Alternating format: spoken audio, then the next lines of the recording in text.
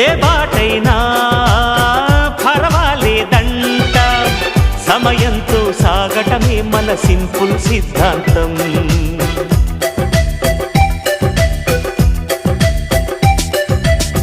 చిరుగాలికి పరిమళమిచ్చే సిరిమల్లెల వనమై ఉందాం, గగనాన్ని నేలను కలిపే హరివిల్లుల బంతెన అవుదా. ఆనందం అంటే అర్థం మనమందా, ప్రతి పూట పాతై సాగే హుషారు సరిగమలో.